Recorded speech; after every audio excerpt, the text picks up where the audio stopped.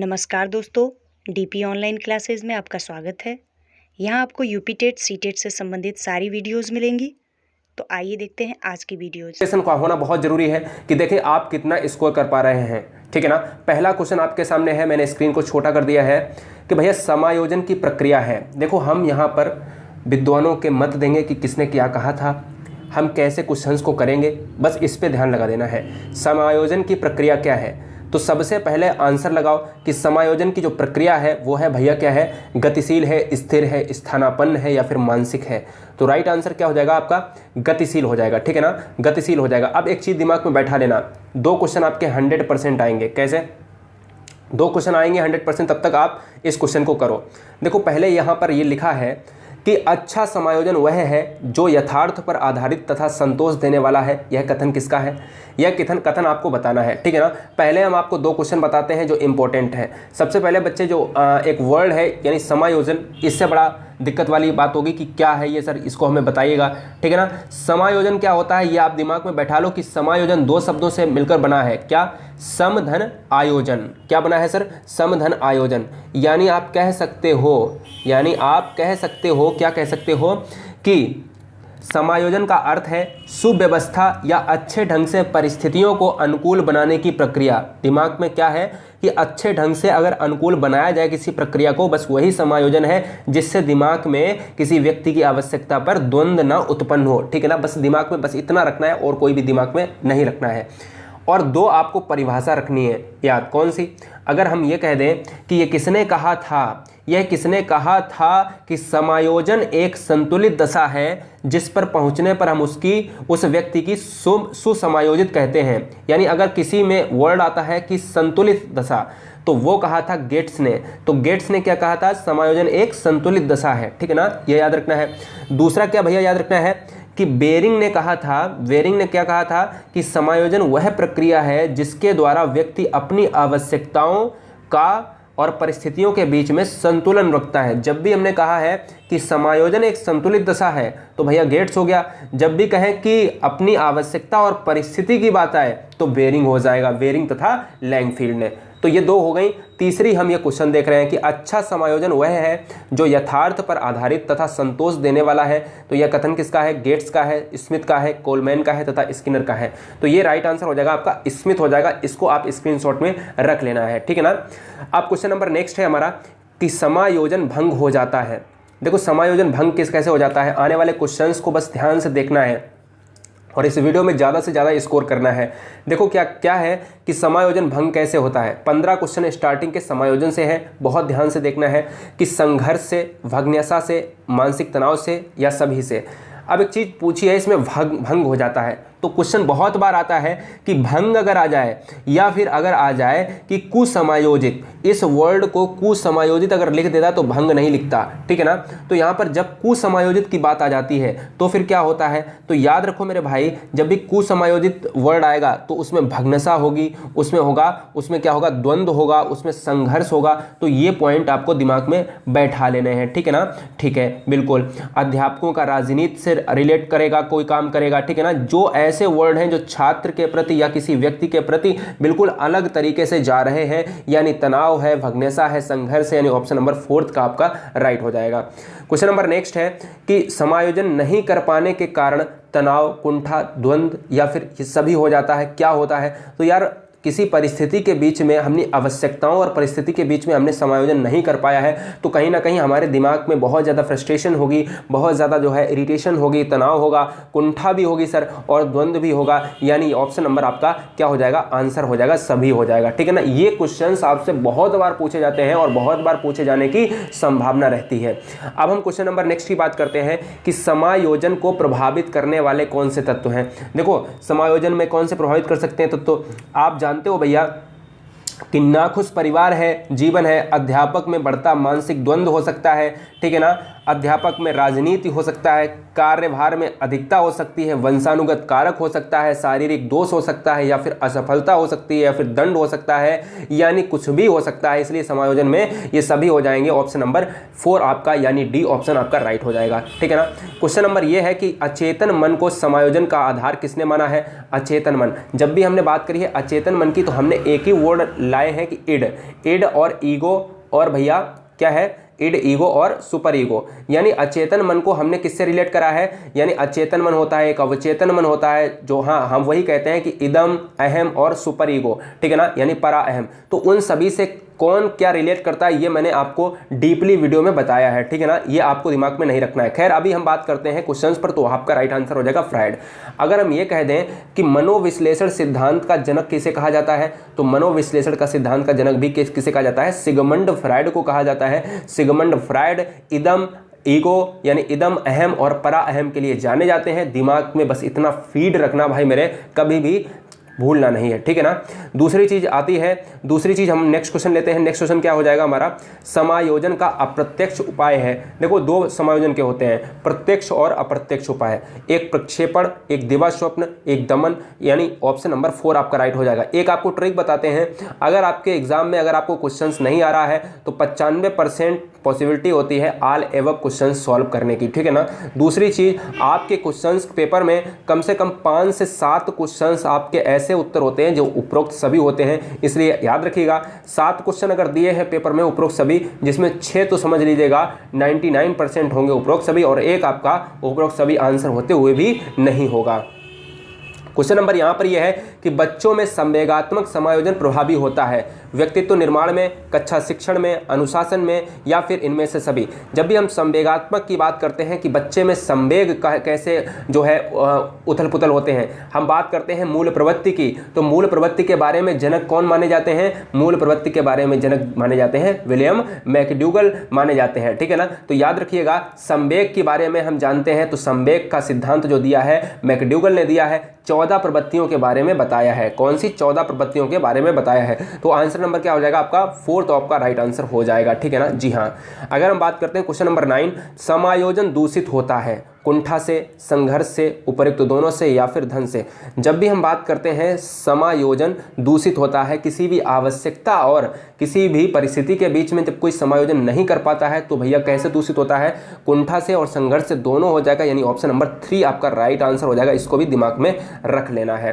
Question number 10 है आपका यहाँ पर कि समायोजन की विधि कौन सी है? समायोजन की विधि कौन सी है? उदात्तीकरण। हाँ, ये क्वेश्चन बहुत बार पूछा गया है। देखो यहाँ पर तो कुछ क्वेश्चन आप आराम से कर लोगे, आपने देखा नहीं, पढ़ा नहीं, लेकिन आपने मार दिया 4th ऑप्शन। लेकिन हमने इस क्वेश्चन को इसलिए टाइप किया है कि समायोजन की विधि कौन सी है। आपसे ऐसे भी पूछ सकता है परीक्षा में कि समायोजन की निम्न में से कौन सी एक विधि है, जिसमें भैया एक ही इसमें से देगा, या फिर ये वाली दे देगा, या फिर ये वाली दे देगा, या फिर कह देगा कि निम्न में से कौन सी समायोजन विधि नहीं है। तो आपको 3 विधि इंपॉर्टेंट है, बहुत ही ज्यादा इंपॉर्टेंट। समायोजन की कौन सी विधि है? उदात्तीकरण है, बिल्कुल है सर। प्रक्षेपण है, बिल्कुल है। और प्रतिगमन भी समायोजन की विधि है। मैंने कहा समायोजन किसी परिस्थिति के बीच में, आवश्यकता के बीच में जो चीजें समायोजित होती हैं वही भैया समायोजन है। किसी कार्य के मध्य में भी अच्छे ढंग से कर पाना, यानी आपके दिमाग में द्वंद्व उत्पन्न ना हो। जी हाँ। अगर अब हम बात करते हैं कुसमायोजित, मैंने कहा समायोजित भंग या फिर कुसमायोजित आ सकता है। कह रहा कुसमायोजित बालकों का लक्षण नहीं है दिवा स्वप्न, प्रसन्न रहना, मृत्यु भय, या फिर हीन भावना। तो दोस्तों ऐसा लक्षण नहीं है, तो यानी हमें सकारात्मक आंसर ढूंढना है। सकारात्मक आंसर हमने देखा है ऑप्शन नंबर 2 में, तो बिल्कुल आपका राइट है। यानी हमें ये सभी नकारात्मक आंसर लग रहे हैं, लेकिन हमें मनोविज्ञान चाहती है सकारात्मक आंसर हमसे पूछा है, नहीं है, इसलिए प्रसन्न रहना कुसमायोजित का लक्षण नहीं है, और बाद बाकी सभी हैं। अगर मैं कह दूं कि असमायोजन का यानी कुसमायोजन होता है, यानी असमायोजन का मुख्य कारण क्या है, यानी यहां पर देखेंगे कि सौहार्दपूर्ण वातावरण का अभाव, विद्यालय ना जाना, माता पिता की गरीबी, या उच्च शिक्षा की कमी। अब यहां पर देखिएगा असमायोजन का मुख्य कारण पूछा गया है, आपको बताना है। जल्दी से कमेंट करना है सर क्या होगा, बताएं सर।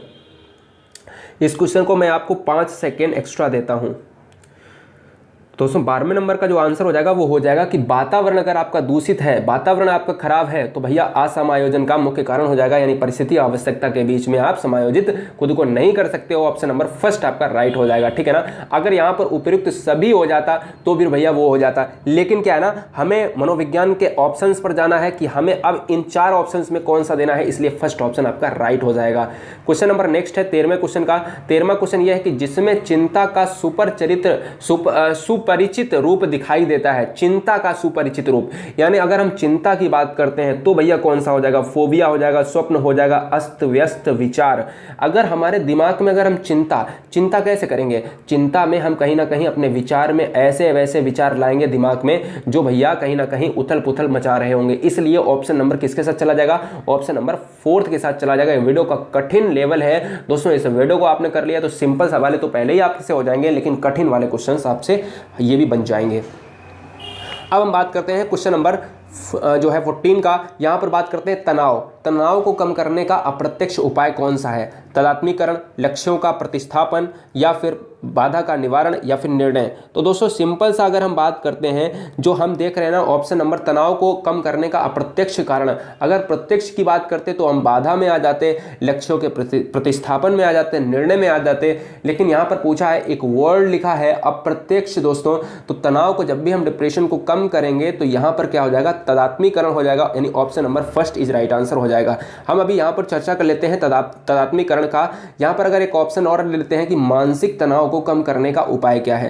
देखो मानसिक तनाव को अगर हम कम करना चाहते हैं तो दोस्तों औचित्य स्थापन, प्रक्षेपण यानी तादात्मीकरण हो जाएगा, यानी उपरोक्त नंबर यानी ऑप्शन नंबर 4 आपका सही हो जाएगा। तो तीनों में से आपको यह भी दे सकता है कि कौन सा नहीं है या फिर कौन सा है, यानी ऑप्शन नंबर हमारा 4 चला जाएगा इस क्वेश्चन। हमें आपसे लास्ट में ये उम्मीद रहेगी कि कितने क्वेश्चंस आपने सही किए हैं और क्या आपने इस वीडियो से कुछ सीखा है या नहीं सीखा है। क्रोध पर नियंत्रण करने वाले बालक हेतु क्या अभ्यास कराना चाहिए, आत्म चेतना का, आत्म प्रेरण का, आत्म नियंत्रण का, या फिर आत्मा अनुभूति का। देखो याद रखो कि क्रोध पर नियंत्रण करने वाले बालक जो अभ्यास कराना चाहिए, किसका अभ्यास कराना चाहिए, तो याद रखिएगा जब भी हम अपने अंदर जो नियंत्रण कर लेते हैं किसी भी बात का, किसी भी विचारों को, तो हम ऑप्शन नंबर 3 के साथ चले जाएंगे कि क्रोध पर अगर नियंत्रण है, अपने आप पर अगर नियंत्रण है तो क्रोध पर भी नियंत्रण हो जाएगा दोस्तों, यानी ऑप्शन नंबर 3 आपका सही हो जाएगा। अगर अब हम बात करते हैं, थोड़ा सा हम छोटा कर लेते हैं कि दमन वह प्रक्रिया है जिसमें व्यक्ति अपनी चेतना से उन विचारों तथा आवेगों को हटा देता है जो चिंता को उत्तेजित करते हैं। यह कथन किसका है, तो यह कथन दोस्तों किसका है, यहां पर बताना है क्वेश्चन नंबर 17।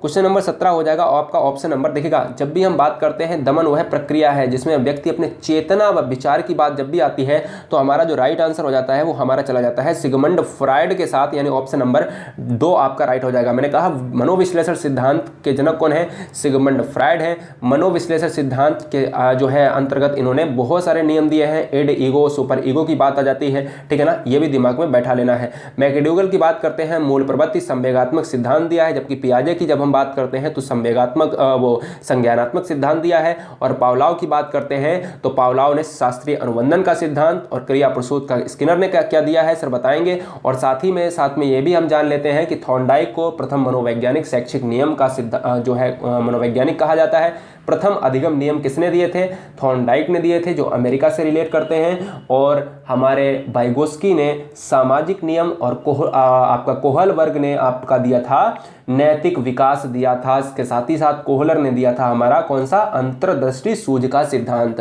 क्वेश्चन नंबर 18 यह है कि किस सिद्धांत के अनुसार हमें दुखद और अपमानजनक घटनाओं को याद नहीं रखना चाहिए, बाधा का सिद्धांत, दमन का सिद्धांत, अनअभ्यास का सिद्धांत, या फिर उक्त में से कोई नहीं। तो याद रखिएगा जो क्वेश्चन नंबर 18 है दोस्तों, इस क्वेश्चन का जो राइट आंसर हो जाएगा ऑप्शन नंबर 2 आपका राइट हो जाएगा। क्या कह रहा है कि किस सिद्धांत के अनुसार हमें दुखद और अपमानजनक घटनाओं को याद नहीं रखना चाहिए, तो दमन का जो सिद्धांत है यहां पर यह क्वेश्चन आपका राइट हो जाएगा, ठीक है ना, जी हां, बहुत बढ़िया।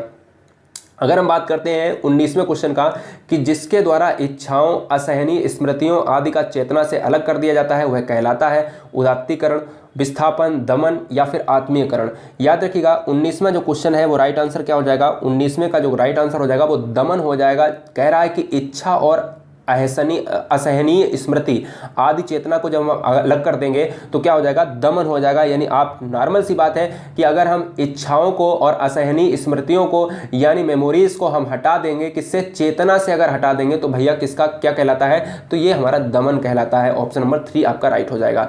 क्वेश्चन नंबर 20 है आपके सामने, पढ़ाई में कमजोर छात्र खेलकूद में परिश्रम पर अपनी कमी को पूरा कर लेता है, वह समायोजन है, तदात्मीकरण, आक्रामकता, क्षतिपूर्ति या फिर पलायन।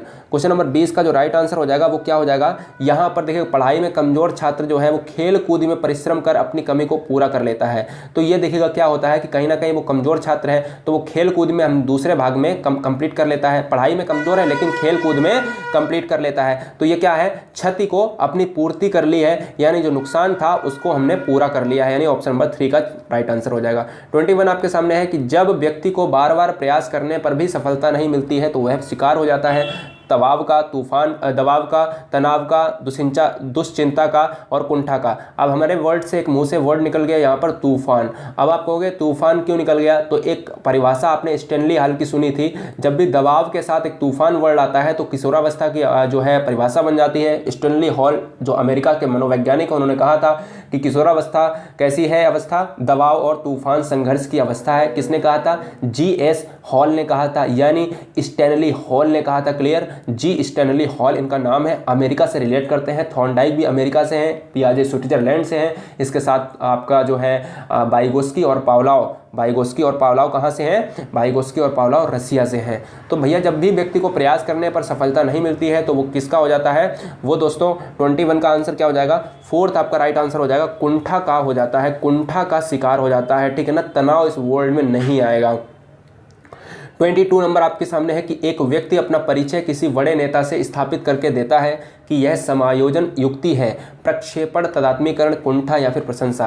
तो याद रखिएगा प्रश्न क्या हो जाएगा, 22 का राइट आंसर क्या हो जाएगा, यहाँ पर जो राइट आंसर हो जाएगा option number 2 is right answer हो जाएगा कि एक व्यक्ति अपना परिचय किसी बड़े नेता से स्थापित करके देता है तो यह समायोजन की तदात्मीकरण है, जो तदात्मीकरण अभी हमने ऊपर चर्चा की थी। ठीक है ना। अब हम बात करते हैं क्वेश्चन नंबर 23 का।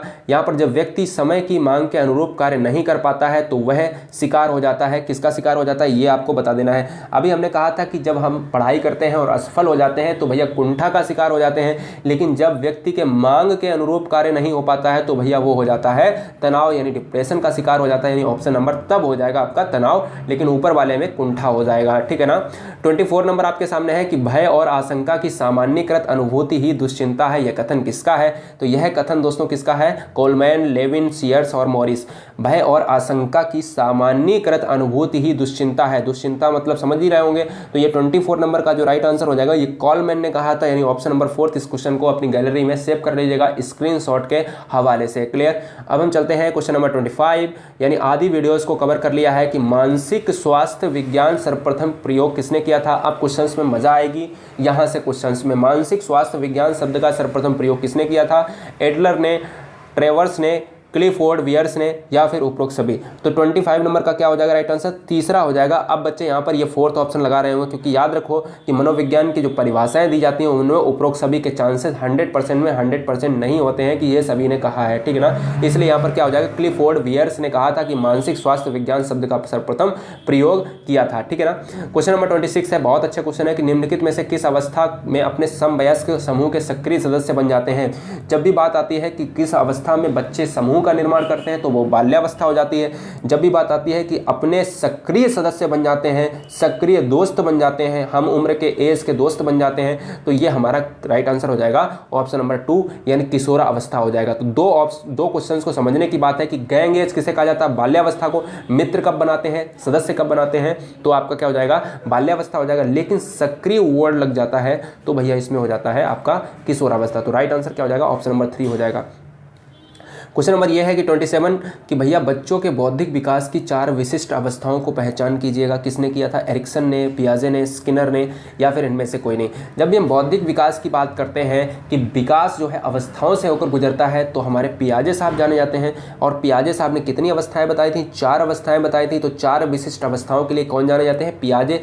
और पियाजे से 2 क्वेश्चन पूछे जाते हैं, एक तो कहाँ के वैज्ञानिक हैं, स्विट्जरलैंड के वैज्ञानिक हैं, और दूसरे कितनी अवस्थाएं दी हैं, 4 अवस्थाएं दी हैं। और तीसरा क्वेश्चन एक और पूछा जाता है कि वो कौन कौन सी अवस्थाएं हैं, तो वो बताना है संवेदीगामक, पूर्व संक्रियात्मक, मूर्त संक्रियात्मक और है आपका अमूर्त संक्रियात्मक। आपसे क्वेश्चन पूछा जाता है कि मूर्त संक्रियात्मक एज का क्या है सिलसिला, तो 7 से 11 वर्ष वाले जो है मूर्त संक्रियात्मक आते हैं। आपसे ये भी पूछा जाता है संवेदी गामक में बच्चा कैसे सीखता है, तो इंद्रियों के द्वारा सीखता है। आपसे ये भी पूछा जाता है कि सबसे ज़्यादा बच्चा गणित की कैलकुलेशन किस अवस्था में करता है, तो वो करता है मूर्त संक्रियात्मक अवस्था में। तो ये भी वर्ड आपको याद रखना है।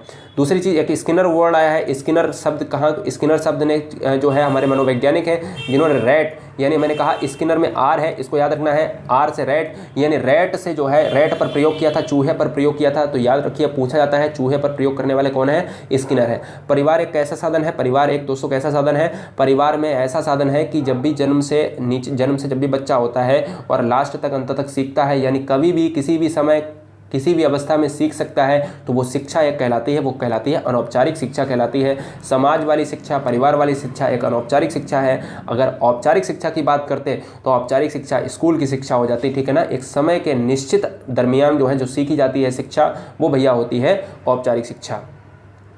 29 आपका आंसर है। यहाँ पर क्या होगा कि एक शिक्षक शिक्षार्थियों में समायोजित सामाजिक मूल्यों को विकसित कर सकता है, महान व्यक्तियों के बारे में बोलकर, उन्हें अच्छी कहानियाँ सुनाकर, आदर्श रूप से बर्ताव कर, या फिर अनुशासन की जो है अनुभूति जो है विकसित करके। बताएंगे सर क्या हो जाएगा राइट आंसर, बताएं फटाफट।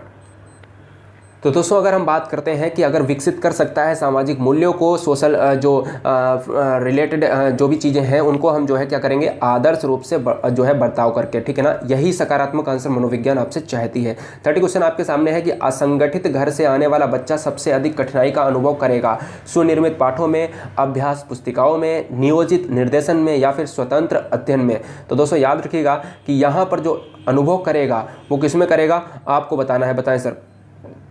30 क्वेश्चन आपको फटाफट आंसर दे देना है। तो 30 क्वेश्चन का जो राइट आंसर हो जाएगा वो हो जाएगा स्वतंत्र अध्ययन में।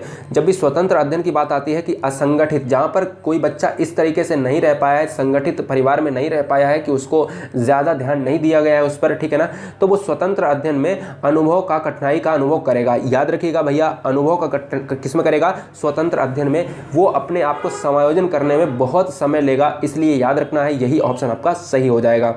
क्वेश्चन नंबर नेक्स्ट क्या है, चरित्र का विकास होता है इच्छा शक्ति के अनुसार, बिल्कुल सर होता है। नैतिकता के अनुसार, बिल्कुल होता है। बर्ताव एवं व्यवहार के द्वारा, बिल्कुल होता है। अगर बर्ताव किसी के व्यवहार को हम प्रभावित करेंगे, नैतिकता समाज के अंतर्गत आती है, इच्छा शक्ति अपने स्वयं के अंदर आती है, इसलिए ऑप्शन नंबर आपका तीनों आपके क्या है, सही है, यानी ऑप्शन नंबर 4 आपका राइट हो जाएगा। शिक्षक का बर्ताव कैसा होना चाहिए, आप अगर शिक्षक हैं तो अपने विद्यार्थियों को कैसे बर्ताव करेंगे।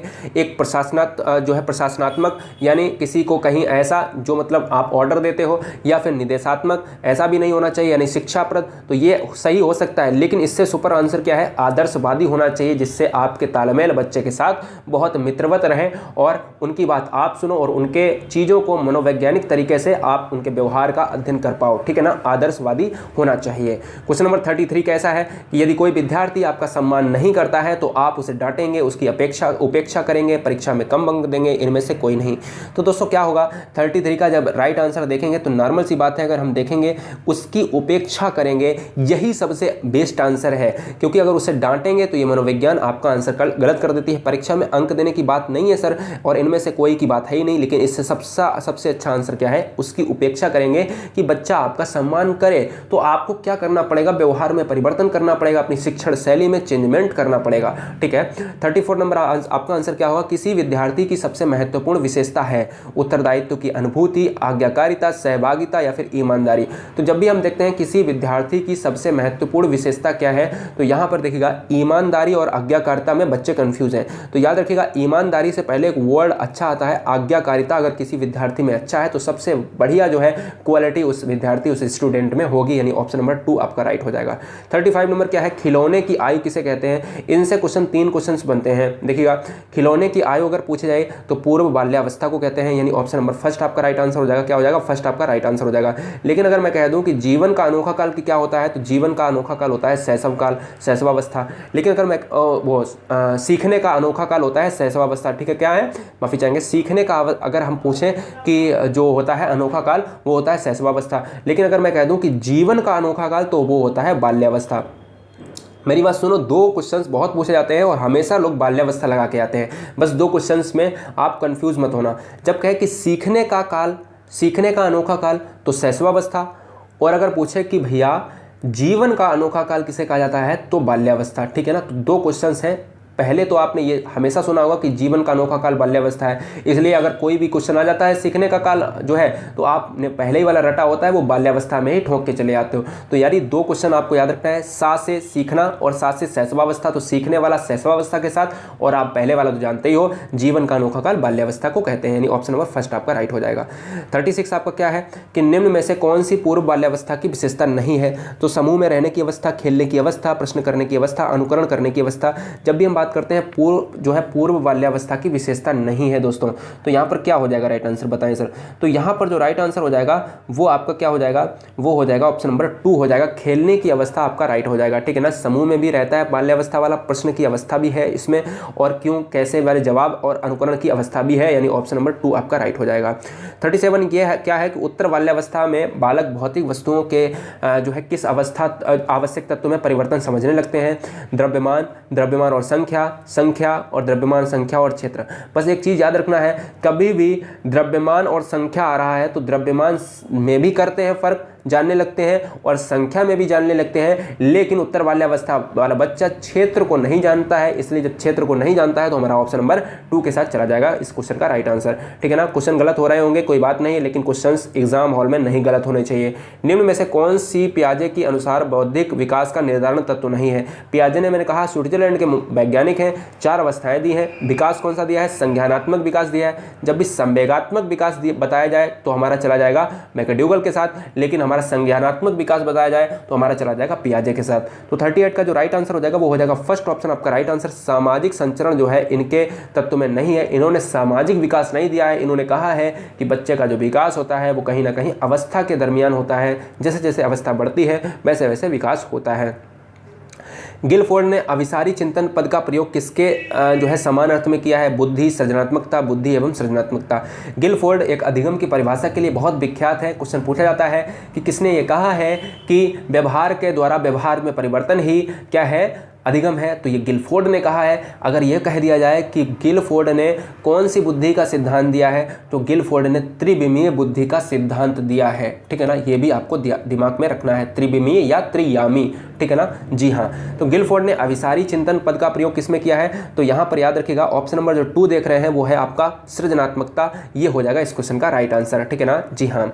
मानव विकास में किन दोनों योगदान का परिणाम है? मानव विकास किन दोनों के योगदान का परिणाम है? यानी 2 आपके ऑप्शन है, 2 हैं। इसमें से कौन से 2 तत्व हैं जो भैया हैं? मैंने कहा आप आंख बंद करके मार देना ऑप्शंस में, अगर कहीं वंशानुक्रम वातावरण दिया हो, कोई भी क्वेश्चन ऐसा मिलता है वंशानुक्रम वातावरण, ठोक देना। अगर आपको कोई क्वेश्चन भी नहीं आता है तो अगर वंशानुक्रम वातावरण कहीं भी दिया हो, कैसा भी क्वेश्चन हो, तुरंत मार देना। 100% में 99% आपके क्वेश्चन की सॉल्व जो है सही होने की पॉसिबिलिटी हो जाती है। ठीक है ना।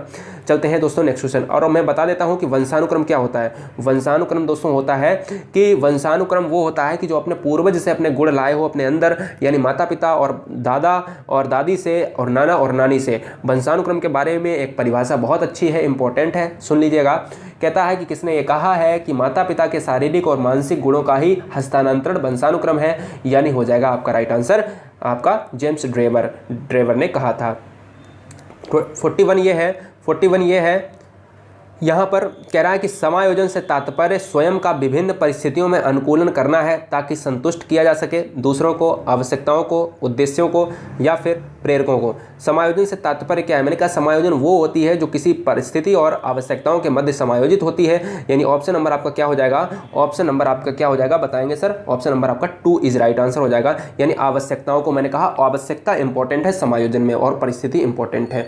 ठीक है ना। क्वेश्चन नंबर 42 आपका है कि 6 से 10 वर्ष की अवस्था में बालक जो है, जब अवस्था 6 से 10 साल की हो जाती है किसी बच्चे की, तो वो किस में रुचि लेता है? धर्म में, विद्यालय में, मानव में? इनमें से कोई नहीं। देखो धर्म में इसलिए नहीं लेगा क्योंकि हम अभी व्याख्या करेंगे, और आंसर आपका क्या हो जाएगा, विद्यालय में। देखो 6 से 10 साल का बच्चा होता है वो विद्यालय में बहुत ज़्यादा रुचि लेता है, बॉटल लाओ और जो है बस्ता उसके लिए नया चाहिए तो जाता है, ठीक है ना, अच्छी तरीके से वो जाता है, ठीक है ना, उसके उत्सुकता होती है, जिज्ञासु होता है बालक। और दूसरी चीज़ धर्म की जो बात आई है, धर्म में बच्चा कब लेता है, जब वो 18 साल के करीब पहुँच जाता है तो वो धर्म में विश्वास करता है और कहीं ना कहीं वो भगवान के प्रति झुकाव होता है, या फिर कहीं ना कहीं अपने गुरु, अपने जो है जो जिसे मानता है उसके प्रति, धार्मिक संपदा के प्रति उसका झुकाव होता है। कब होता है, किशोरावस्था में। और किशोरावस्था की जो एज होती है वो 12 के ऊपर होती है, 12 से 18 साल के बीच में होती है। क्लियर, ये याद रखिएगा।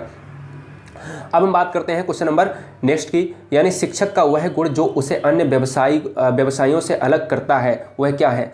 कर्मठता, भाषण देने में निपुणता, अध्ययनशीलता।